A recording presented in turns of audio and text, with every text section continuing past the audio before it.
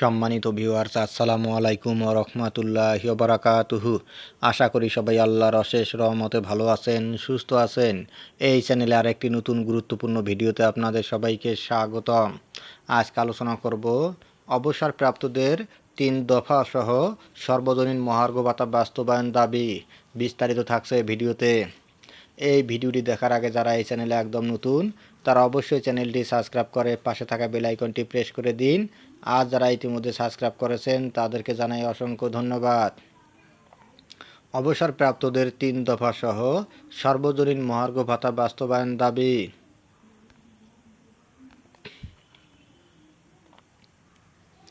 অবসরপ্রাপ্ত সরকারি কর্মচারীদের ৩ দফা সহ সর্বজনীন মহার্ঘ ভাতা বাস্তবায়নের দাবি জানিয়েছেন মতিঝিল থানার অবসরপ্রাপ্ত প্রাথমিক শিক্ষকেরা। রোববার ১৯ জানুয়ারি সকালে মতিঝিল থানার হুসেইন মোহাম্মদ এরশাদ সরকারি প্রাথমিক বিদ্যালয়ে থানার অবসরপ্রাপ্ত প্রধান শিক্ষক হাসিনা আক্তার ও সেলিনা বেগমের অসুস্থতা থেকে রোগ মুক্তির জন্য অনুষ্ঠিত দোয়ায় বক্তারা এ দাবি জানান। অনুষ্ঠানে সভাপতিত্ব করেন অবসরপ্রাপ্ত প্রাথমিক শিক্ষক সমিতির উপদেষ্টা মোহাম্মদ সিদ্দিকুর রহমান। বক্তারা বলেন, প্রথম শ্রেণী থেকে চতুর্থ শ্রেণী পর্যন্ত সব সরকারি কর্মচারীরা একই বাজার থেকে তাদের নিত্য প্রয়োজনীয় দ্রব্য সমদামে ক্রয় করে থাকেন। মহার্ঘ ভাতা দেওয়াই হচ্ছে দ্রব্যমূল্যের ঊর্ধ্বগতির কারণে। এক্ষেত্রে সব শ্রেণীর কর্মচারীরা সমপরিমাণ ক্ষতিগ্রস্ত, তাই বৈষম্যমূলক মহার্ঘ ভাতা দেওয়ার বিষয়টি কাম্য নয়। বক্তারা অবসরপ্রাপ্ত কর্মচারীদের দুর্দশা লাঘবের স্বার্থে অবিলম্বে ৩ দফা দাবি বাস্তবায়নের দাবি জানান। পেনশনভোগীদের ৩ দফা দাবিগুলো হলো: ১.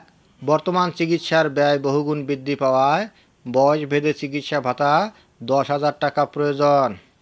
পাশাপাশি চিকিৎসা ক্ষেত্রে সব সরকারি বেসরকারি হাসপাতালে শিশু বিভাগের মতো প্রবীণদের আলাদা চিকিৎসা বিভাগ খোলা।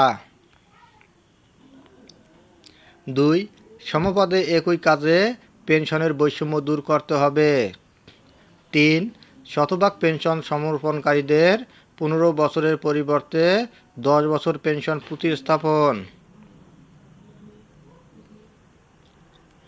এ সময় আরও বক্তব্য দেন সর্বজনাব মাকসুদা বেগম, শামসুন নাহার, মমতাজ বেগম, শফিয়ার রহমান, খালেদা খানম, সুবল চন্দ্র পাল ও খলিলুর রহমান প্রমুখ।